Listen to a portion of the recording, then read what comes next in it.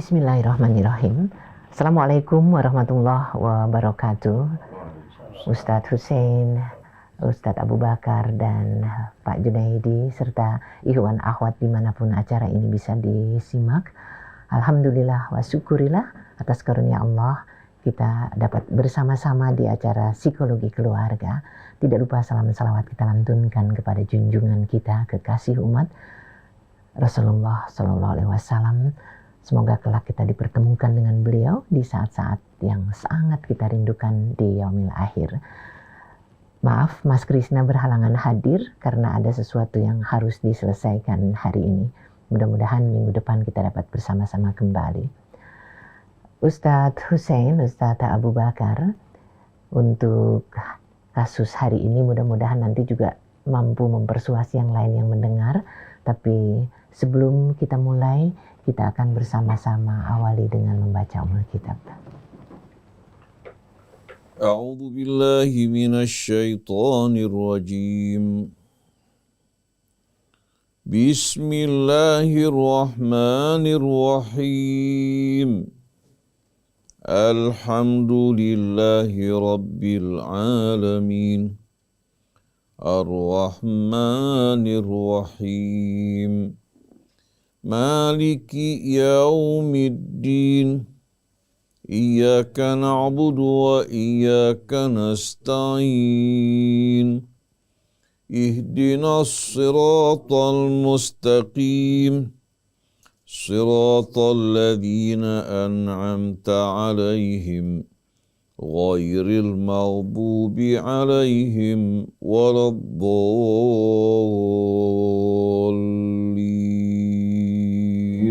Amin. Alhamdulillah. Ikhwan akhwat, di hari ini ada dua kasus yang mudah-mudahan 10 Januari 2023 itu persisnya 17 Jumadil akhir ya, tapi ya. Mudah-mudahan ini betul-betul memberikan persuasi yang luar biasa. Ustadz mohon pencerahannya. Di dalam Islam, bagaimanakah kalau orang tua yang sudah lansia ingin tinggal di panti berda? Kami berdua alhamdulillah cukup punya dana untuk tinggal di panti berda berbayar, di mana semua sudah diurus. Baju-baju, makanan semuanya sudah diurus dan kami tinggal menikmati hidup, mengisi waktu dengan baik, mengaji, tadarusan, sholat, sunnah diperbanyak, dan lain-lain. Soalnya Ustadz, di rumah meskipun ada pembantu masih banyak hal yang merepotkan. Anak mantu dua-duanya bekerja.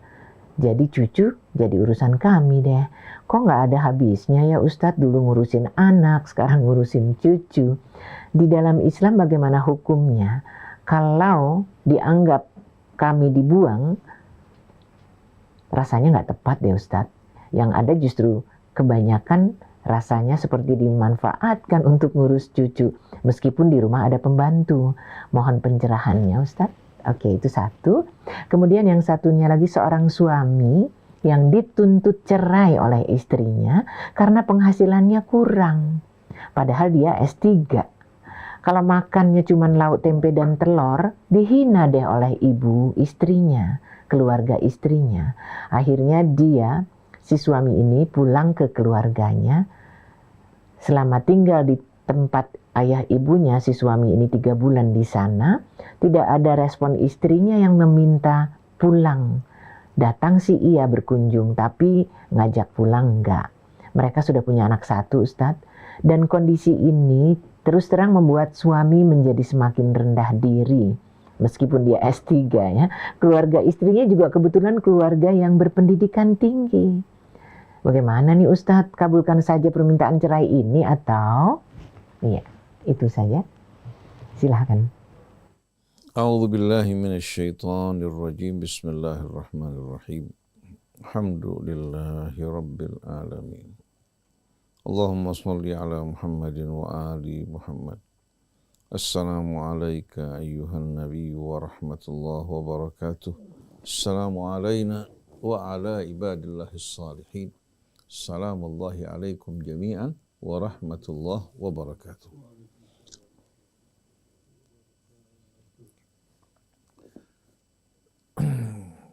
Ikhwan akhwat pendengar pemirsa radio TV Silaturahim yang dirahmati Allah.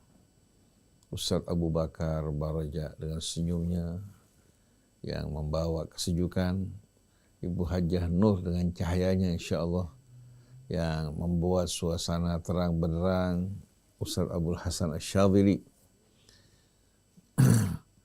yang setia mengajar Al-Quran. Semoga Allah memberkahi kehidupannya dan kita semua. Begitu pula saudara kita Atif Setiabudi, Anis, seluruh kerabat kerja di studio, kaum muslimin dan muslimat, kepada seluruh anak bangsa kita, saudara-saudari kita. Semoga Allah Subhanahu wa Ta'ala melimpahkan nikmat karunia yang tak terhingga di dunia maupun di akhirat. Allah kumpulkan bersama kedua orang tua kita, orang-orang yang kita cintai, bersama Nabi kita Muhammad sallallahu alaihi wasallam. Tadi sama-sama kita telah mendengarkan dua kasus. Yang pertama, kasus orang tua yang sudah lansia, sudah pensiun, tinggal bersama anaknya. Lalu kedua-duanya berpikir untuk tinggal di rumah jompo, di rumah tua. Dan kedua-duanya merasa punya kemampuan untuk membayar biaya tinggal di rumah jompo tersebut. Mereka lakukan pilihan ini karena mereka ingin betul-betul bisa lebih tenang, tidak terganggu dengan gangguan yang bermacam-macam, untuk dapat beribadah mendekatkan diri kepada Allah Subhanahu wa Ta'ala. Tapi ternyata anak mereka tidak setuju dengan alasan kalau bapak ibu ke rumah jompo seolah-olah bapak ibu dibuang. Dan orang juga akan memberikan penilaian seperti itu. Kira-kira bagaimana pandangan Ustadz dalam masalah ini? Kalau seandainya keduanya tinggal di rumah jompo, apakah benar-benar dibuang oleh anak mereka? Tadi telah kita dengarkan bahwa yang membuat mereka memilih untuk tinggal di rumah jompo ini karena mereka merasa tidak tentram dan tidak tenang. Menantunya bersama anaknya bekerja kan, sedangkan cucu-cucunya dengan sendirinya akan menyedot perhatian kakek dan neneknya, hingga dia merasa capek dan letih. Dulu ngurus anak, sekarang harus mengurus cucu kembali. Walaupun banyak pembantu di rumah, tapi mereka merasakan tidak nyaman. Kalau ini yang merupakan pilihan kedua orang tua karena merasa tidak nyaman berkumpul bersama cucunya di rumah, apa tidak bisa dipersuasi? Di mana anak ibu ini berupaya betul-betul untuk membuat ayah ibu mereka tentram tinggal di rumah, tidak terganggu oleh cucu. Paling sekali-sekali kalau seandainya bertemu dengan mereka. Tapi dia bisa beribadah dengan tenang, bisa sholat dengan tenang, tapi tidak terpisah dari siapa? Dari anak-anaknya maupun cucunya. Karena menurut anak mereka tinggal di rumah jompo akan membuat mereka akhirnya menjadi cemohan.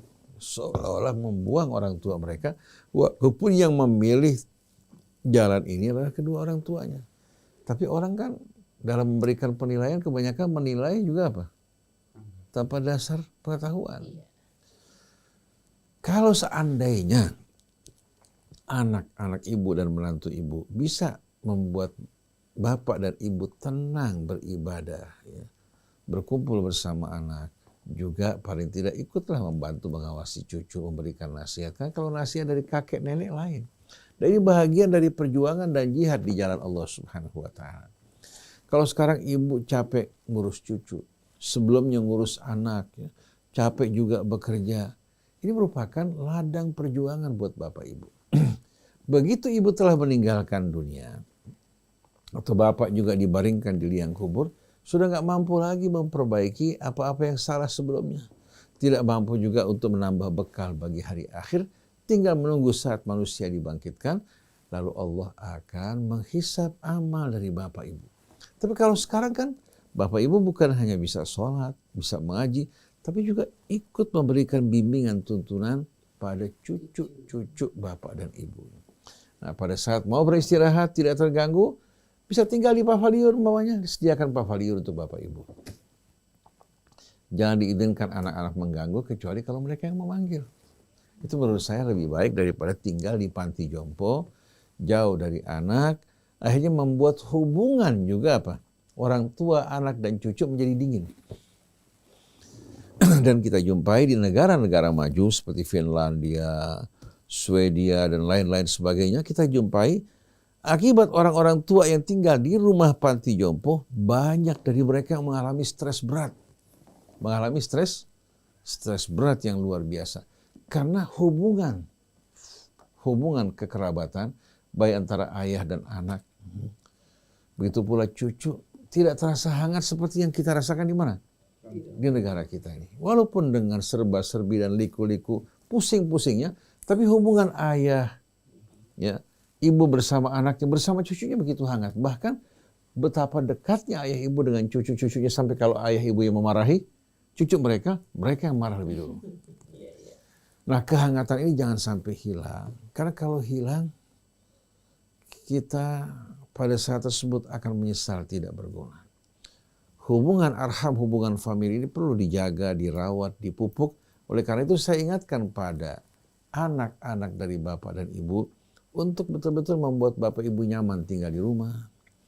Ada pembantu yang mengurus, dan bapak ibu juga mendapatkan perhatian dari anak. Dulu bapak ibu yang mengurus mereka, sekarang biar anak-anak yang mengurus bapak ibu. Apa yang bapak ibu nggak suka, jangan ragu-ragu untuk menyampaikan.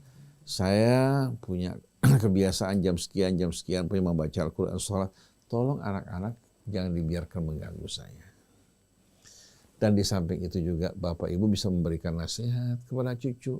Ini kesempatan bahagia dari perjuangan amar ma'ruf nahi mungkar. Karena biasanya cucu itu lebih dengar pada kakek neneknya daripada orang tuanya. Tetapi kalau Bapak Ibu tidak mendapatkan kenyamanan di rumah, di mana di rumah di luar kendali, anak-anak ribut, tidak memberikan ketenangan, lalu memilih untuk tinggal di panti jompo, itu merupakan hak Bapak dan Ibu. Nanti kalau ada orang yang bertanya, jelaskan bahwa saya yang memilih ini, bukan anak saya yang mau. Anak saya menghalangi saya untuk tinggal di panti jompo. Tetapi kalau keadaannya, anak yang membuang orang tuanya karena tidak tahan, orang tuanya tinggal bersama mereka, ini merupakan dosa yang amat besar dan kedurhakaan yang waliyadzubillah akan membuat perasaan orang tua sakit hati, mereka merasa tidak dibutuhkan lagi. Nah, ini yang mesti diwaspadai.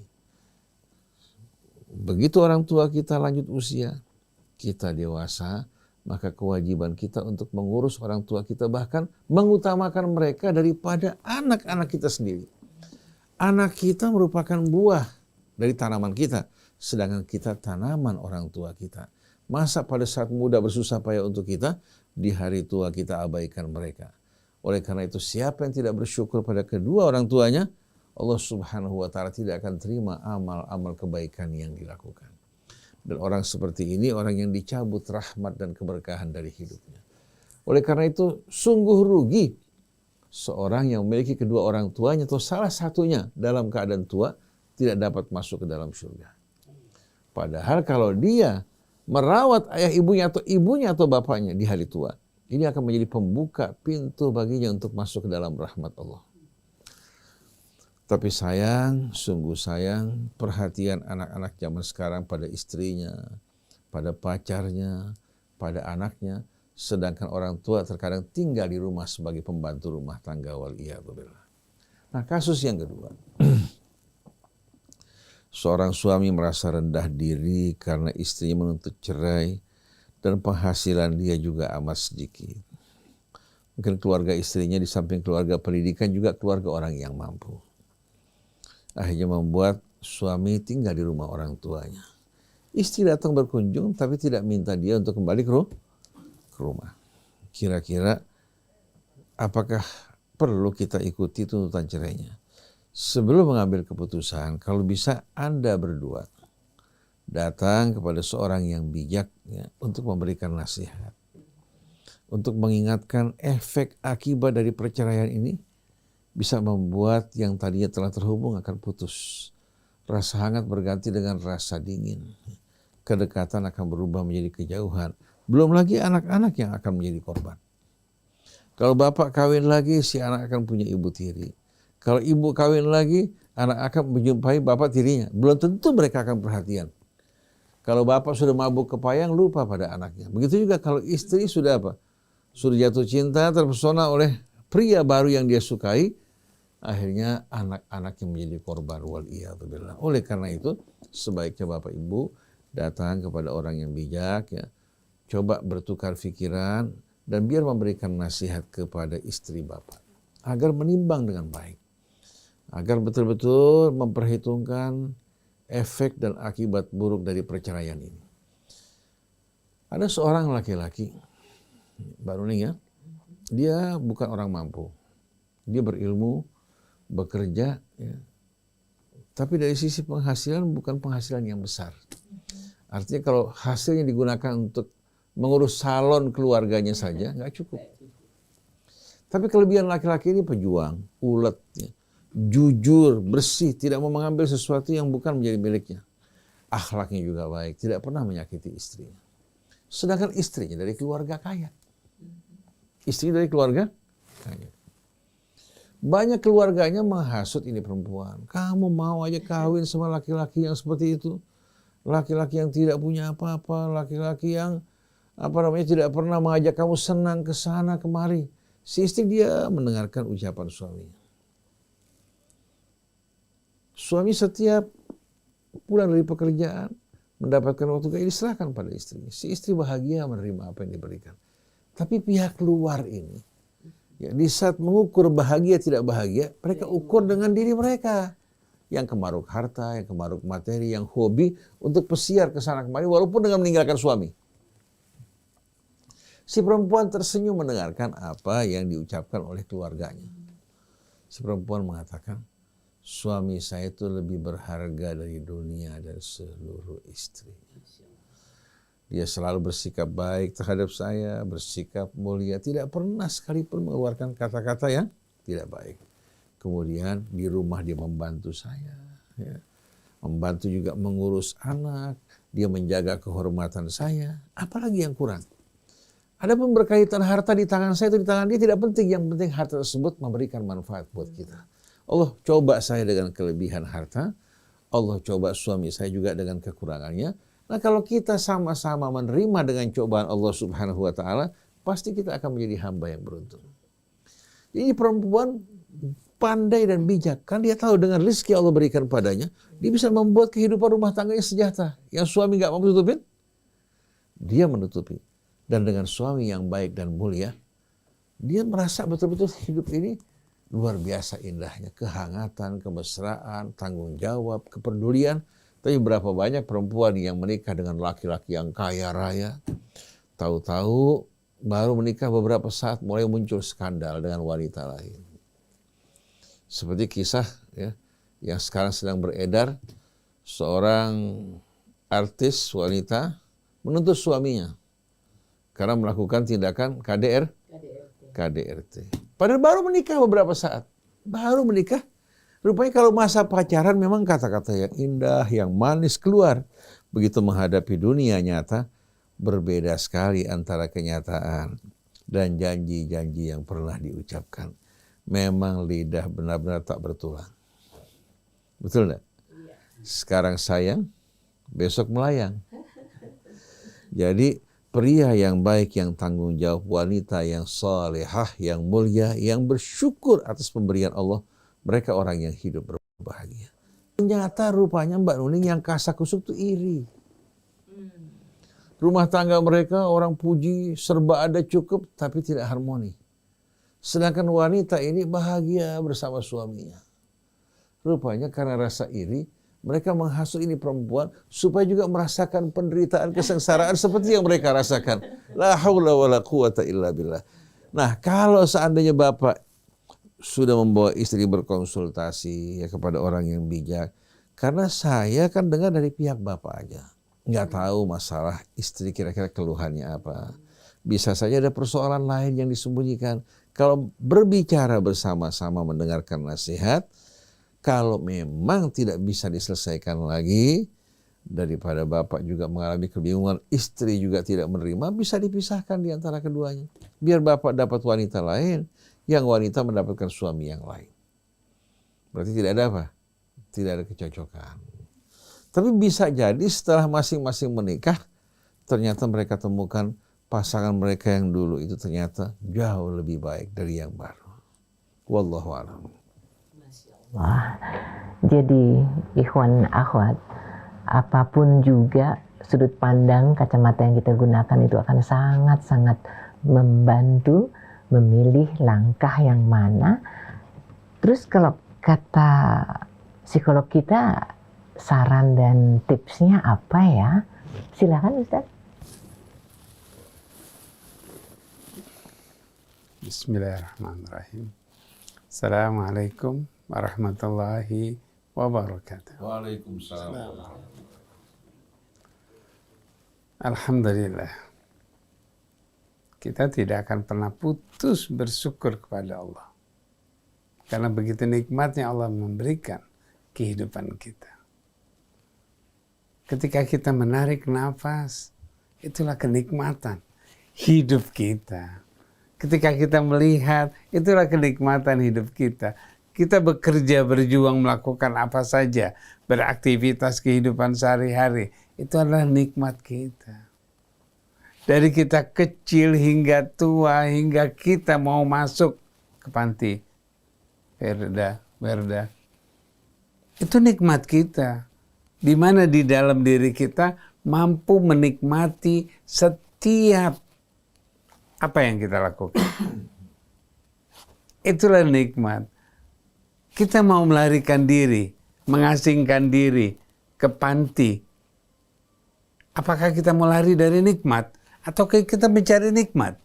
Itu yang menjadi pertanyaannya. Ketika kita bersama cucu, apakah kita nggak bisa menikmatinya? Aduh, cucu ini bikin pusing. Aduh, cucu ini mengganggu saya beribadah. Apakah bukan melihat cucu itu ibadah? Itu yang perlu diperhatikan. Kita hanya mencari sesuatu yang kita tidak tahu. Kita mencari sesuatu yang kita nggak tahu di mana tuh pencariannya. Kita mau ibadah, lari. Mau di satu tempat sendiri, lari. Apakah kita akan tenang? Tenang itu ada di dalam diri kita. Di mana saja kita berada, kita akan tenang.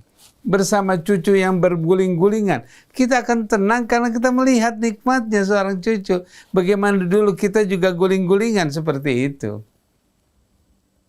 Tapi kita harus lari. Saya harus ibadah. Saya mau sholat digangguin cucu lari ke sana kemari. Dia menomplok kita, jadi kita nggak khusyuk. Waktu kita sedang sujud, cucu kita naik di punggung kita. Di saat itulah khusyuk kita pada Allah. Karena kita bisa menikmati. Karena kita bisa menikmatinya. Ketika kita baca Quran, kemudian cucu kita lari, dia pegangan dengan kita. Disitulah bagaimana hubungan kita. Anak mantu kita pulang dari kerja, mukanya capek, cemberut. Bagaimana kita bisa membuat dia tersenyum? Itulah ibadah. Kenapa kita harus lari? Kenapa kita harus lari? Di Islam tidak ada dikatakan bahwa di panti itu bahwa orang tuanya dibuang. Dan Islam mengatakan enggak boleh. Tidak. Apa yang terjadi ketika memang orang tuanya perlu perawatan, anak-anaknya belum mampu untuk merawatnya karena ada kesibukan yang lain, itu baru dilihat. Tapi kalau untuk santai-santai, untuk pergi kemana, untuk apa? Kenapa tidak di rumah membantu, membuat nikmatnya lagi? Ibadah itu akan lebih tinggi. Untuk apa kita lari? Apakah di tempat tersebut akan nikmat? Tidak ada teman-teman yang sejawat, yang memang sama-sama ya Yang sama-sama tua ketok pintu. Assalamualaikum. Aduh, saya lagi ngaji. Saya lagi baca Quran. Saya mau ngobrol nih. Kita kan sama-sama tua. Ayo, terganggu juga. Oleh karena itu, di mana saja kita hidup, kalau kita mampu berdekatan kepada Allah, kita akan tenang. Kemana saja kita berada, itu diri kita. Kalau kita lari ke sana, kita mau lari dari satu problem, maka problem itu akan mengikuti kita. Kita lari dari problem cucu, lari ke panti. Di panti ada berapa orang yang akan mengganggu kita. Apakah kita akan, disitulah kita harus perhatian. Kecuali kalau dia sudah tidak mampu, anak-anaknya tidak mampu lagi, atau tidak ada interaksi. Semuanya, untuk apa? Kalau kita punya uang, kita punya dana, berikan dana itu dalam kehidupan kita bersama. Nikmatkan apa yang terjadi dalam kehidupan kita. Jangan lari, dekatkan kepada Allah. Ibadah di mana saja, perbuatan di mana saja. Orang yang sudah bisa pergi ke masjid ibadahnya, bisa bersosialisasi. Banyak ibadah yang kita akan lakukan. Mau sholat sunnah, sholat. Terganggu sedikit, itu dikhusyuk.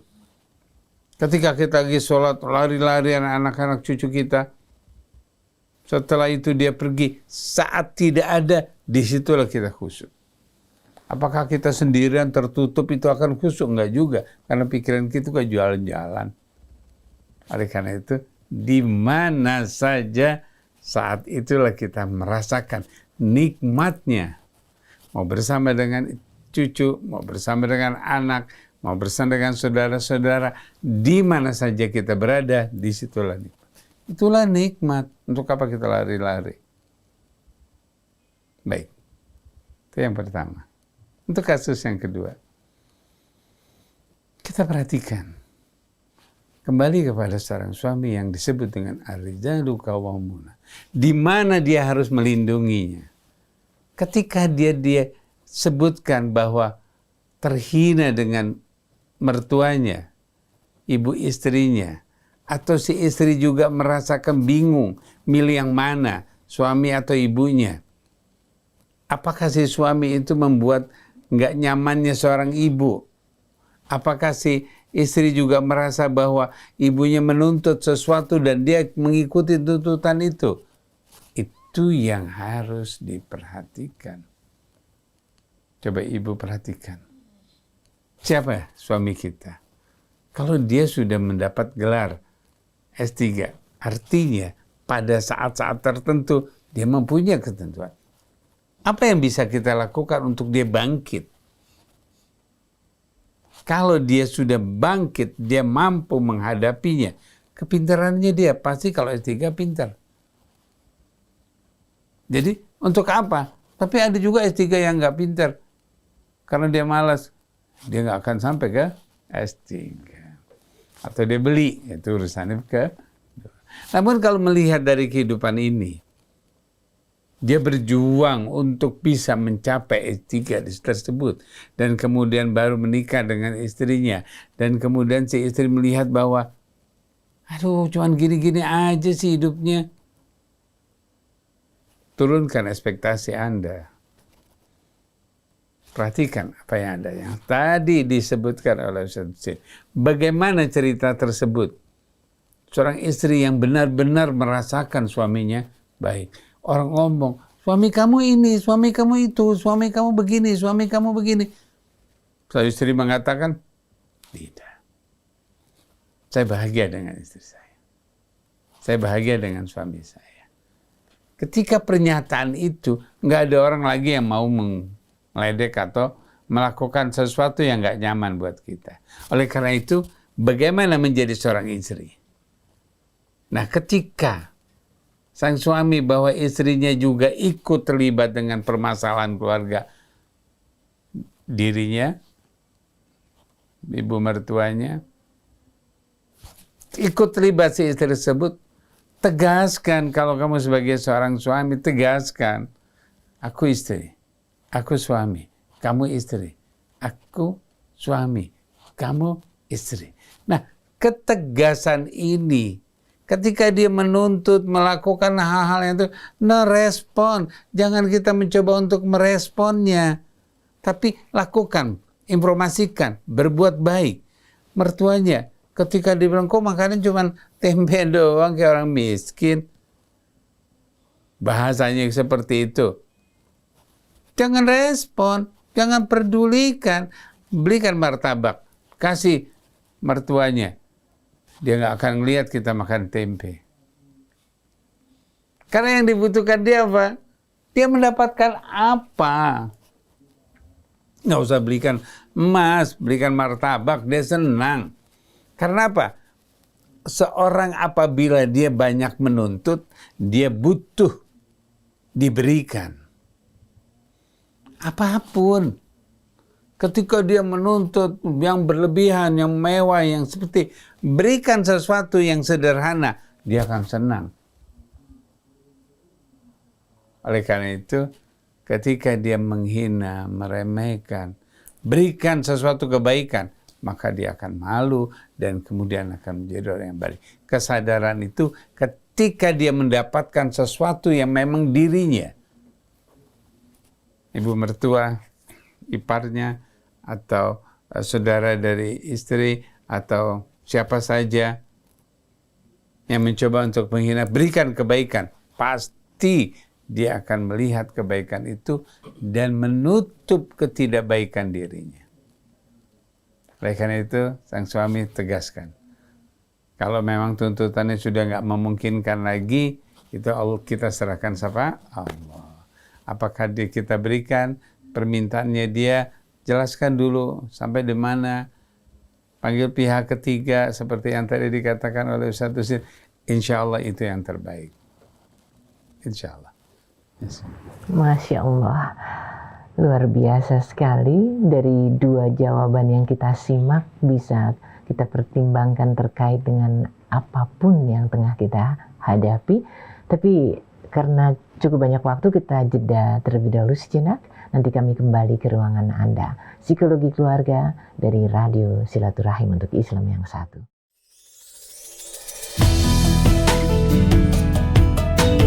Hasil TV.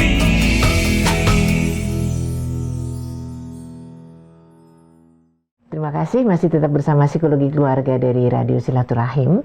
Dan kita masih ada sedikit waktu nih Ustadz, kalau ada kasus terkait dengan suami istri lagi nih Ustadz. Assalamualaikum. Waalaikumsalam. Saya sudah 12 tahun menikah tapi belum dikaruniai anak. Dan selama 12 tahun itu Ustadz, hubungan kami nggak harmonis.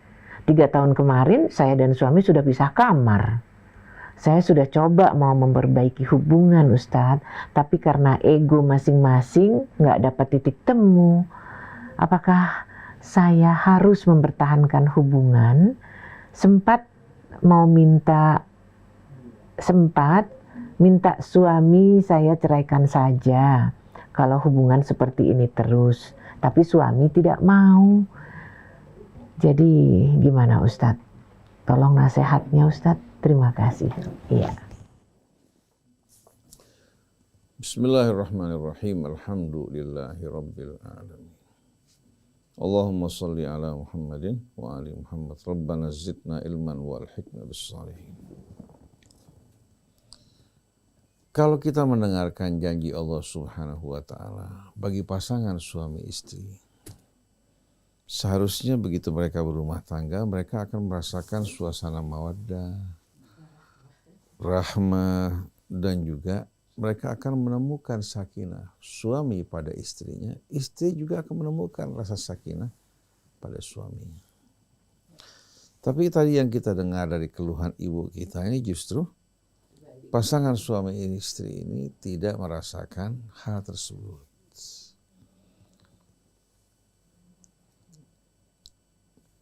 Istri sudah berusaha melakukan perbaikan, tapi seperti pengakuannya masing-masing terbawa oleh egonya. Berarti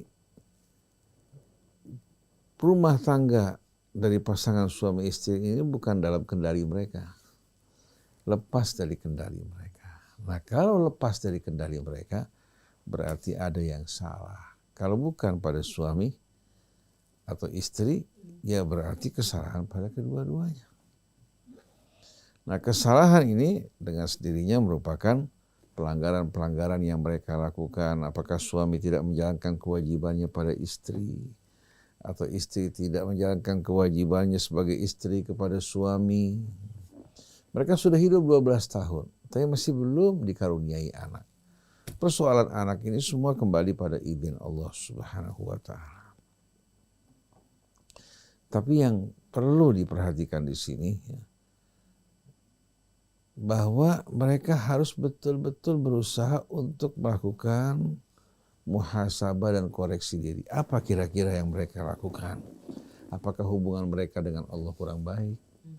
Mereka kurang menjaga sholat mereka umpamanya. Atau katakan umpamanya mereka belum menjalankan perintah Allah Subhanahu wa Ta'ala pada apa-apa yang Allah perintahkan pada keduanya. Kewajiban suami pada istri atau kewajiban istri pada suami masing-masing belum menjalankan sebagaimana yang Allah Subhanahu wa Ta'ala perintahkan. Atau katakan berkaitan dengan hak, bisa saja suami umpamanya dalam pekerjaannya bercampur dengan unsur yang haram, bisa terjadi. Akhirnya membuat rumah tangga menjadi apa? Menjadi gelap dan mendung. Karena Allah terangkan pada kita dalam suratul Nisa, ma asabaka min hasanatin faminallah. Kalau kamu terima kebaikan, ketahuilah bahwa ini semua dari Allah. Karena semua yang datang dari Allah kebaikan. Tapi wa ma asabaka min sayyi'atin famin nafsik. Keburukan yang menimpa kamu itu kembali sebabnya kepada kamu. Nah, saya nggak tahu apakah ini sebabnya kembali kepada keduanya, apakah kepada suami, kepada istri. Yang jelas, jangan berpikir soal perceraian dulu, tapi berusaha untuk memperbaiki. Kalau kita punya mesin cuci, katakan rusak karena kelahernya, atau karena otomatis nggak bekerja, jangan langsung buang, beli yang baru. Di samping ini merupakan kerugian secara materi, ya, kita bukan orang yang pandai-pandai menghargai nikmat Allah. Kalau memang bisa diperbaiki, diperbaiki. Mungkin biaya jauh lebih murah, ya, dibandingkan kita membeli yang baru. Dan belum tentu kalau kita mendapatkan pasangan yang baru akan lebih baik daripada keadaan sebelumnya. Kalau masing-masing masih melakukan kesalahan yang sama, berpasangan dengan pasangan yang baru sama keadaannya. Nggak bakal berbeda sama sekali. Jadi daripada kita, ya, berpikir masing-masing untuk berpisah, ya, lebih baik lakukan perbaikan. Dengan cara bertaubat pada Allah Subhanahu wa Ta'ala. Kemudian jalankan sholat dengan sebaik-baiknya, membaca ayat-ayat suci Al-Quran. Buka hati kita untuk menerima penerangan dari Allah. Dalam Al-Quran Allah Subhanahu wa Ta'ala terangkan bagi kita bahwasanya Allah ini Subhanahu wa Ta'ala yang menjadi nur yang menerangi langit dan bumi. Kemudian untuk manusia Allah turunkan kitab sucinya Al-Quran sebagai nur. Hatinya sebagai miskah. Tahu miskah ini? Kalau kita pada zaman dulu sering orang membuat bolong dinding, ya, yang tidak tembus, mereka letakkan lampu di dalamnya. Atau di atap, seperti downlight sebagai contoh, itu miskah namanya. Nah, kalau hati kita sebagai tempat downlight, ya, sedangkan cahaya hati kita diterangi oleh nur Allah Subhanahu wa Ta'ala, niscaya rumah tangga kita ini akan terang benderang.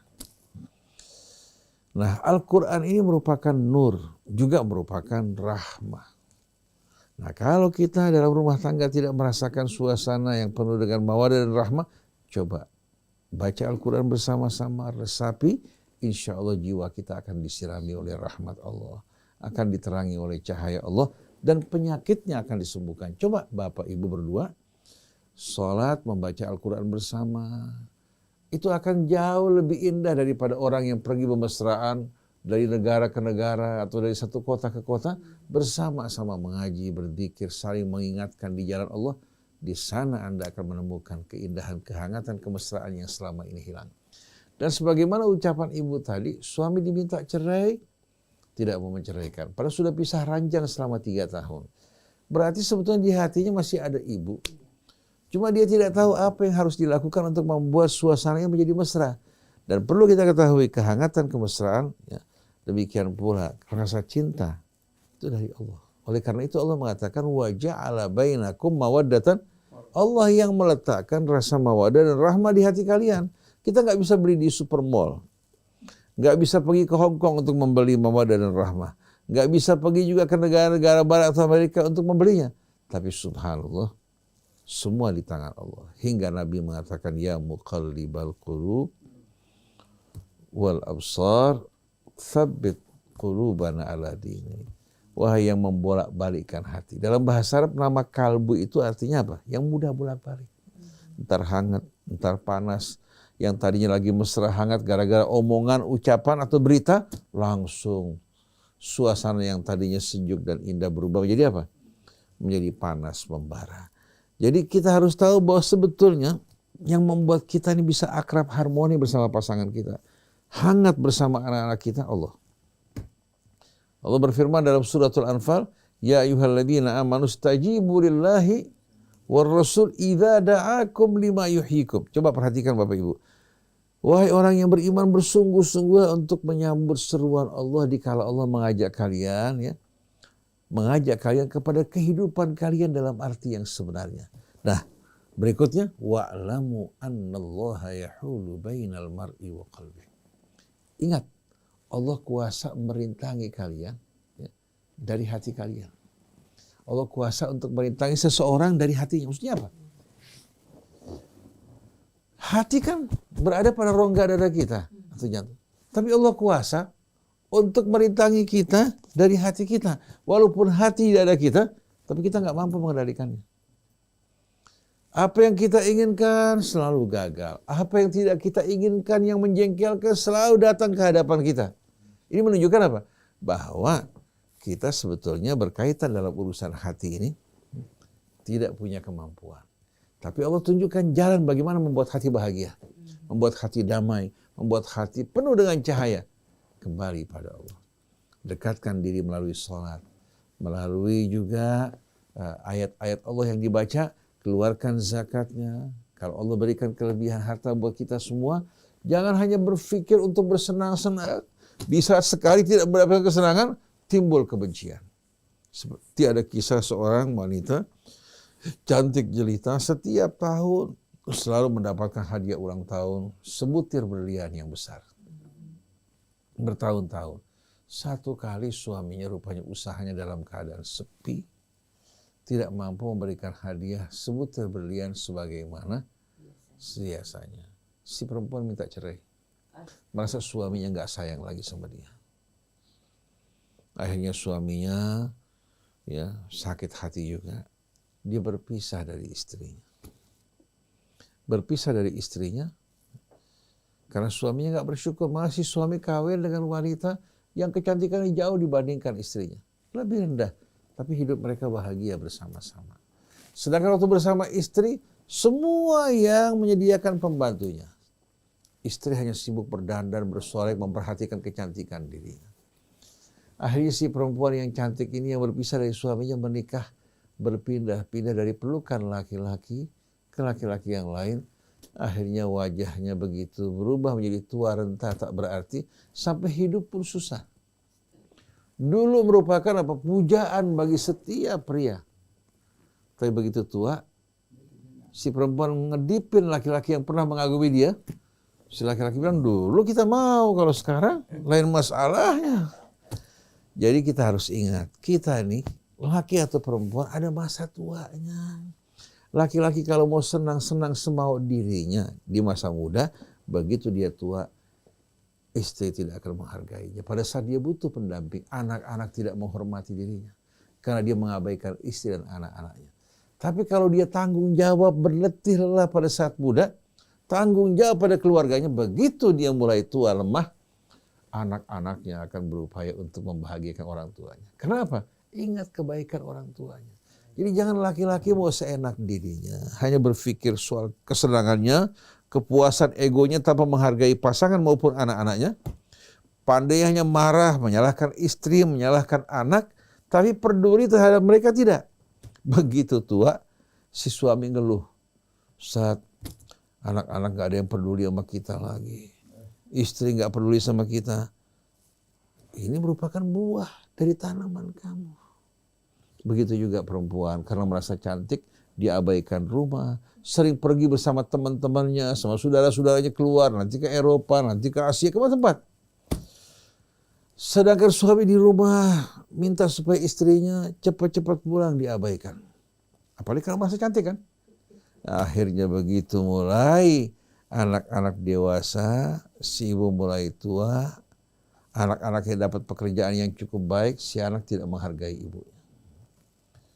Dia hanya mengeluh anak gak berbakti pada orang tua. Padahal dulu ibu mengabaikan anak-anaknya.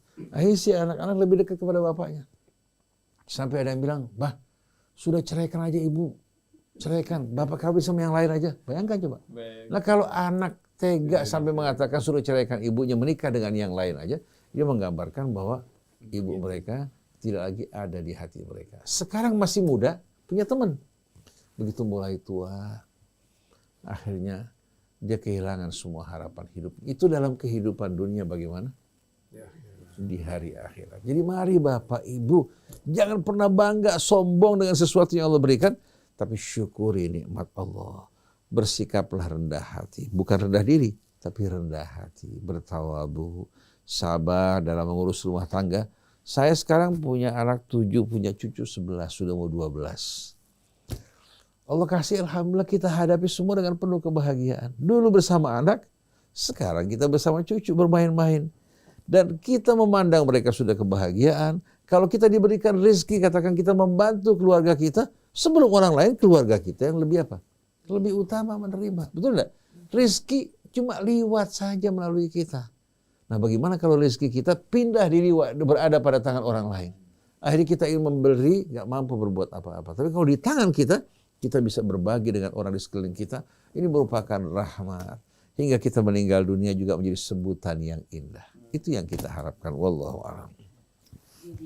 Para istri, wahai para suami, wahai para ayah bunda, apapun yang dibahas hari ini, insya Allah ada yang kecubit mungkin, ada yang merasa seperti itu adalah bagian daripada pencerahan yang mudah-mudahan membuat kita semakin pandai menempatkan segala sesuatu. Dan kalau terkait dengan perceraian ini kita simak apa yang disampaikan oleh psikolog kita, kira-kira akan bertambah seperti apakah pemahaman kita? Mari kita simak. Kita masih punya waktu sekitar 10 menit. Silakan. Bismillahirrahmanirrahim. Melihat, memperhatikan kehidupan pasang suami istri. Sepasang suami istri itu akan terjadi ketika Allah benar-benar mengizinkannya. Ketika tidak terjadi, maka tidak akan pernah terjadi. Tapi ketika terjadi, Allah sudah tanamkan itu yang disebut dengan mawaddah warahmah. Maka akan terbentuklah sakinah, ketenangan di situ. Namun apa yang terjadi? Allah sudah tanamkan, kita tidak ingin menyiram.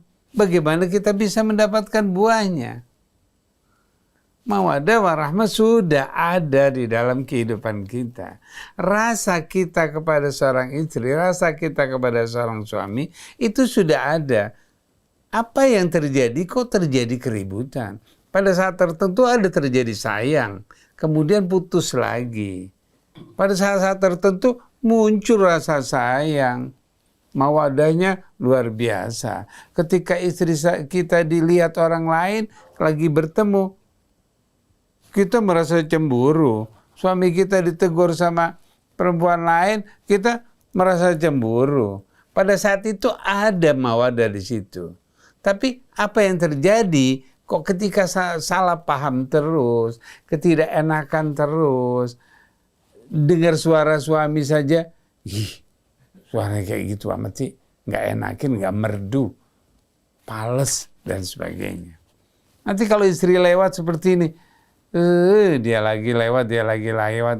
Nah, itulah yang menyebabkan mawadah ini tertutup. Yang menyebabkan mawadah kita ini tertutup karena kita melebihi kemampuan dari kita yang Allah sudah titipkan. Kita melihat sesuatu yang Allah berikan, tapi kita nggak lihat. Kita melihat sesuatu yang Allah belum berikan. Karena kita melihat sesuatu yang di luar, yang bukan milik kita, maka kita nggak akan dapatkan mawadah di dalam diri kita. Sudah 12 tahun nggak punya anak. Bagaimana kita punya? Masing-masing mungkin saja. Masing-masing normal, nggak ada masalah. Tapi kok tidak pernah bisa terjadi? Karena ketika terjadi tersebut, pikiran, perasaan kita sudah kemana-mana. Tidak menikmati apa yang Allah berikan. Mawadahnya tidak tercipta. Ketika mawadah itu tercipta, ketika mawadah itu sudah menempel bersama, insya Allah tidak ada yang bisa intervensi. Tapi ketika kita goyang sedikit, renggangkan sedikit mawadah ini, maka yang masuk adalah intervensi orang lain. Itulah yang mengganggu kehidupan kita. Itulah yang membuat diri kita tidak nyaman kepada pasangan. Karena kita renggangkan, oleh karena itu, kalau kita inginkan keluarga kita bahagia, inginkan menjadi sesuatu yang kuat, jangan renggangkan mawadah itu. Kedekatan kita, perhatian kita, bagaimana sentuhan kita, bagaimana perasaan kita terhadap pasangan, baik suami maupun istri. Teruskan, ikatkan itu. Keinginan untuk dekat, keinginan untuk menyapa kebaikan, mendengar kebaikan, ketika itu terus menempel, maka tidak ada yang bisa intervensi. Syaitan pun tidak akan bisa masuk karena dia kuatnya bersama. Maka rahmat itulah yang mengikat. Rahmat itulah yang membuat kekuatan mawadah. Siapa yang bisa mengganggu? Karena disitulah Allah bersamanya. Karena ketika sesuatu itu dihadirkan Allah. Ketika lagi duduk berdua bersama itu ada hadir Allah. Ketika kita nggak mampu, kita punya, pengen sesuatu, belum bisa dapatkan, maka dihadirkan Allah. Allah akan ganti yang kita inginkan. Nah, kita lupa.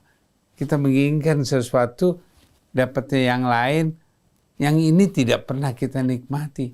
Orang yang ingin itu kok kenapa ini yang dikasih? Itulah sesuatu nikmat yang kita ingkari. Oleh karena itu, perhatikan bagaimana keluarga tersebut bisa merapat dengan mawadahnya, kemudian ikat dengan rahmatnya Allah. Hadirkan Allah selalu. Baca Quran, selalu bersamanya. Semua ibadah-ibadah bersama dengan suami istri, itulah mawadah. Ketika kita membaca Quran bersama, di situ mawadah. Ketika kita sholat bersama, di situ mawadah. Ketika kita makan bersama dengan nikmatnya rezekinya Allah, disitulah mawadah. Ketika kita berbagi, disitulah mawadah. Mawadah itu pisah sedikit demi sedikit ketika kita menyalahkan. Kita sudah bilang gini, menuntut, kamu tuh harusnya seperti ini. Sudah mulai merenggangkan mawadah. Syaitan masuk, bertambah besar. Bertambah besar. Oleh karena itu, kecilkan rangsangan dari luar kehidupan kita, besarkan bagaimana kita dengan keluarga itu, meningkatnya hubungan kita. Rahmalah yang akan mengikat, disitulah sakinah akan tumbuh. Insya Allah. Terima kasih. Insya Allah. Sakinah, mawadah, warahmah. Jadi kerinduan kita bersama. Ustadz Husain ada yang mau ditambahkan? Ada sedikit waktu, silakan. Seperti tadi yang disebutkan, bahwa tujuan Allah menciptakan pria wanita berpasang-pasangan. Tujuannya agar mereka menemukan sakinah. Kenapa mereka membutuhkan sakinah? Karena dua-duanya sebagai khalifah Allah berjuang di atas muka bumi. Ujiannya cukup berat. Tapi kalau laki-laki memiliki pelabuhan di rumah dan istri merasa juga bahagia di saat suaminya berlabuh bersama dirinya, maka dengan mudah mereka akan dapat melangsungkan kehidupan dengan lurus, saling mengingatkan satu dengan lainnya. Oleh karena itu, sakinah ini merupakan satu hal yang betul-betul merupakan keharusan dalam rumah tangga. Dan ini hanya dapat ditemukan pada saat kita bersatu di jalan Allah Subhanahu wa Ta'ala. Wanita belahan jiwa laki-laki, laki-laki juga merupakan belahan jiwa. Saya sebagai seorang laki-laki tak mungkin ada tanpa peran seorang wanita. Itu ibu yang menjadi belahan jiwa kita. Begitu juga butuh seorang ayah. Maka dalam hal ini pria wajib menghormati wanita sebagaimana menghormati apa? Sebagaimana wanita juga menghormati pasangan, yaitu suaminya. Dan Allah ciptakan mereka untuk bersama, untuk membangun suasana yang penuh dengan keteduhan, ketenangan, bukan sebagai lawan. Jadi hendaknya rasa ego di hati kita buang jauh-jauh. Ego di hati perempuan, ego di hati laki-laki, karena pada saat ego tidak mungkin mereka bisa menyatu. Tapi pada saat mereka bersama-sama mendekat untuk menyatu, mempersiapkan diri mereka, insya Allah dengan mudah dapat disatukan kembali. Mudah-mudahan bersama-sama kita bertobat, memohon ampun, dan memohon hidayah petunjuk dari Allah bagaimana kita dapat menyatukan hati kita. Insya Allah kita dapatkan semua yang kita inginkan, bahkan lebih dari yang diharapkan. Subhanakallahumma wa bihamdik, asyhadu an la ilaha illa anta astaghfiruka wa atubu ilaik. Alhamdulillah. Alhamdulillahirabbil alamin. Mudah-mudahan kalau kita sadari bahwa masalah adalah nama tengah kita semua, mari bersama-sama kita kalahkan ego. Yang jelas semoga hati kita seperti yang Ustadz Hussein katakan diterangi oleh cahaya Allah. Apapun yang kita rasakan akan menjadi semangat kita karena cahaya Allah senantiasa bersinar. Terima kasih Ustadz Hussein, Ustadz Abu Bakar, dan siapapun yang berada bersama-sama kami. Mudah-mudahan kita jumpa kembali di Rabu yang akan datang dan Mas Krisna sudah bisa hadir ya. Billahi taufiq wal hidayah. Wassalamualaikum warahmatullahi wabarakatuh.